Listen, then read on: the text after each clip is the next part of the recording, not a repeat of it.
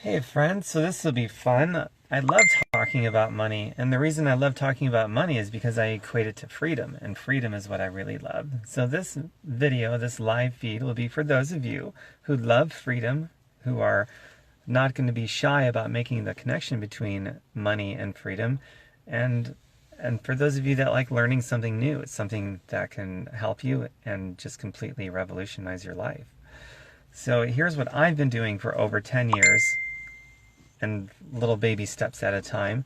Number one, I decided I wanted to learn something new because I didn't know anything about these topic matters. Hi, Shelly. Nice to see you. So that was the first thing over 10 years ago. I decided I was going to learn something new, throw away the excuses, because you can't learn something new when you're making excuses, right? Hi, Tara. Hi, Linda. So that was the first thing. Going to learn something new, throw away excuses so I can open up my brain for something new. And then I started learning new stuff. So the first thing after that, I guess the second thing would be I started a home business and along the lines of learning something new because I didn't know what it was or how to do it. Hi, Lisa. So I learned how to build that. It took me a couple years or 2.5 years to really get that going in my precious minutes of spare time. It took me about 20 minutes a day, typically broken up into 5 or 10 minute blocks of time. But then after I got that going, that was residual income. That was my first lesson in learning something new about residual income and passive income. And that was the game changer. So once I built up enough residual income, then I had options. All these other options was a springboard for everything else, including most of all freedom and freedom of my time.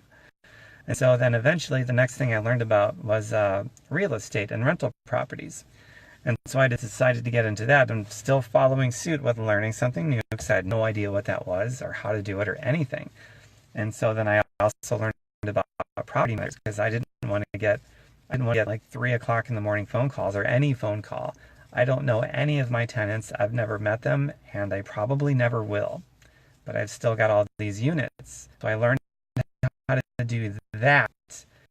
And I learned how to have managers manage them for me and care for them for me and do a really great job. And I learned how to put together a team of people that's smarter than me in various niches that I needed a team.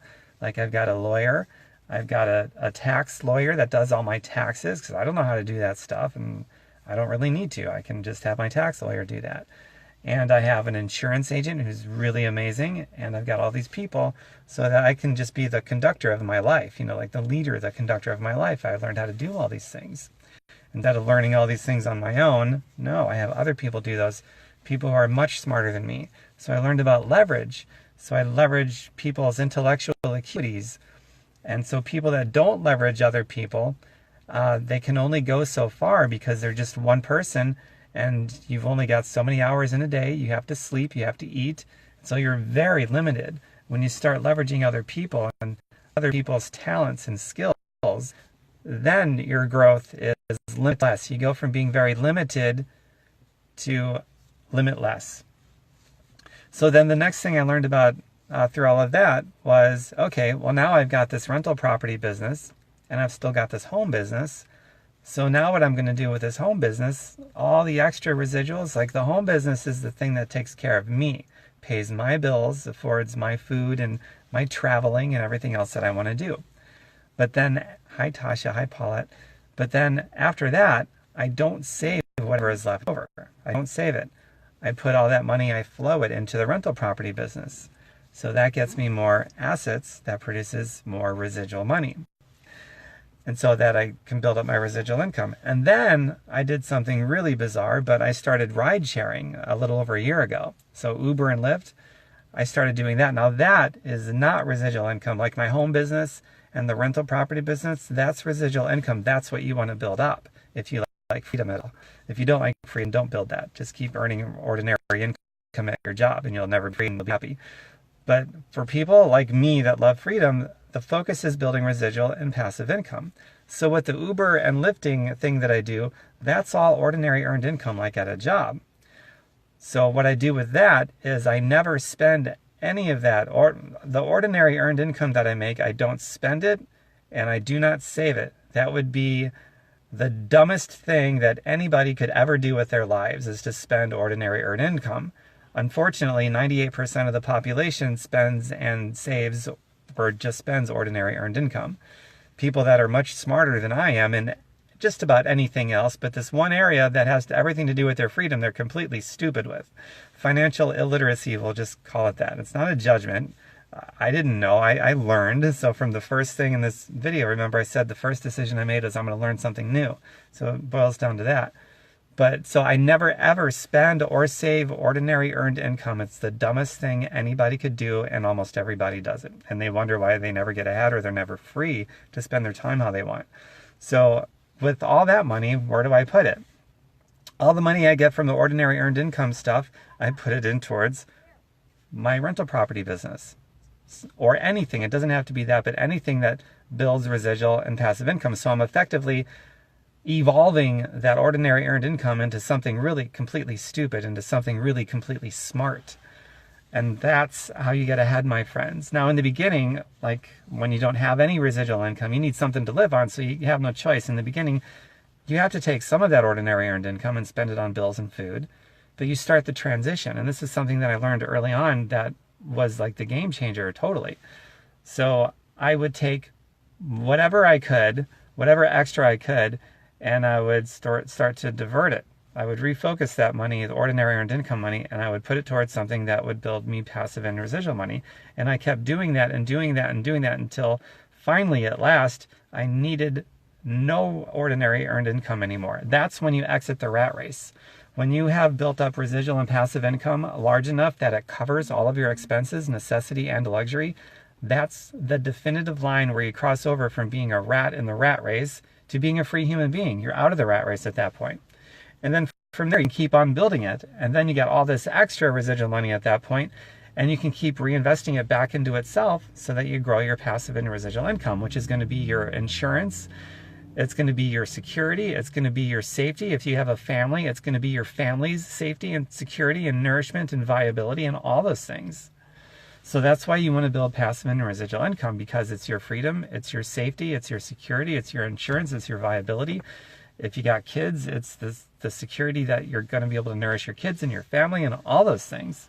So as it turns out, nobody can afford to have only ordinary earned income. Nobody can afford their job. That's a weird thing to say, isn't it?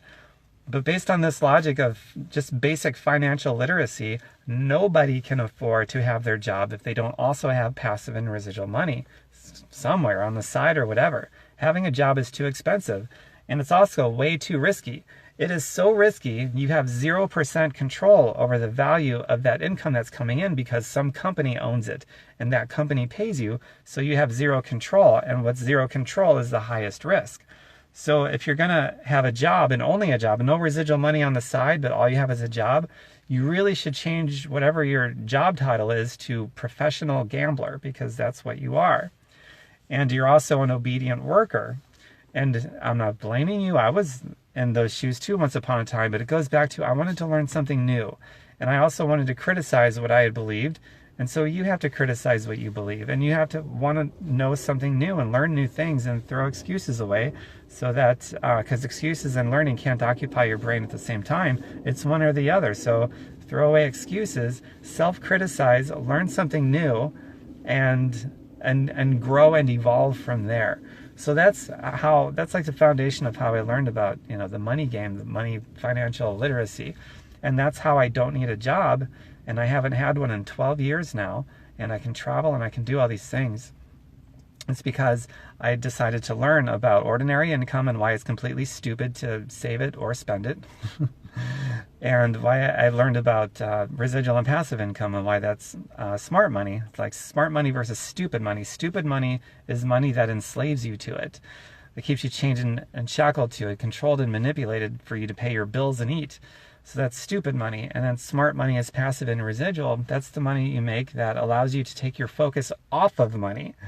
So like the person that says they don't want to think or worry about money, then you have to get away from ordinary earned income, because ordinary earned income, your job forces you to think about money and worry about money, because if you stop working, it stops coming in. So therefore you're controlled and you are manipulated through the dependency and the neediness of that money and some company to take care of you, or you can't pay your bills and eat. So if you want to not worry about money and not focus on it, you have to get into residual money, because that's the money type that allows you to take your focus off of that and put your energy into life, and creating experiences. And that dash between your birth date and your death date, it's the only dash you're going to get. You might as well own it and spend your time how you want. And that's what residual money allows a person to do, and why it's smart to make that money, and why it's completely stupid to spend or save ordinary earned income. So by that logic, 98% of the population, when it comes to time freedom and financial literacy, is extremely woefully dumb. Most of these people that are so dumb in this area are smarter than I am and just about anything else, far more talented than me in other things. But when it comes to their time freedom, so stupid. So that goes back to a willingness to self-criticize and not be offended and throw away excuses so that learning can take place, because you can't learn and have excuses at the same time. It's not possible. So it always rolls back to making a decision as step number one. It's a mind shift. I'm going to learn instead of make excuses. I'm going to self-criticize when somebody calls me financially stupid instead of be offended, so that I can learn and learn about smart residual passive money so I can have my time freedom and eventually go through this process of not needing ordinary earned income anymore. Like, it becomes an optional thing, job money, when it's optional. It's not cool when it's not optional, because that means you don't own your life, somebody else does. And you know that's true, because if you stop working, something happens, you stop getting paid. So therefore you are needy and totally dependent, not independent, but dependent on some company to take care of you. And your time is controlled and manipulated away from you so that you can pay your bills and eat. So that's really the first thing, is making that decision, like, that you don't want to live underneath the thumb of those kinds of people that can tell you what to do, and have that carrot stick dangled in front of you, which is your livelihood, that can be taken away at any time. So get into residual and passive money. It's the only intelligent money. Ordinary earned income is really income for dummies. And you can be smart in every other area, but man, if you don't have your time freedom, it's dumb. And I'm a former dummy. I'm still a dummy in other areas, that's true. But when it comes to time freedom and financial literacy, which the dots are connected between those two things, I'm proud to say I'm a former dummy, so a non-dummy. So I'm calling on you guys to become future non-dummies and get away from that bullshit, sinister pyramid scam income 100%, and make it optional. So that way, if you want to keep it, you can, but you're no longer bound to it or controlled or manipulated by it anymore, because you got this residual income on the side. That's the difference maker, man. I hope it makes sense to you. And regarding the home business, the one that was, the springboard, step number 2 after making the mental decision, the first thing after that was to do the home business, to build the residual income, the first of it, and open up the springboard so I had more options to do more things. For those of you that are interested in a home business and you like health and wellness, and you want to see what I've been doing with adding health and wellness and money to our life, residual money to our lives for over a decade, private message me, or you can comment here in this video, and I'll send you a video link, a 7-minute video link with info about that. And if it turns you on, you're sincerely interested in it and your freedom and your time freedom, then we can just take it from there. So just ask for it and you shall receive, okay? And feel free to share this video if you want to, unless you're afraid you might upset your friends. In that case, I feel very bad for you. But if you're not worried about upsetting your friends, yeah, feel free to share this video. You might have a friend that might like it too, who knows. Bye for now, everybody. Mwah.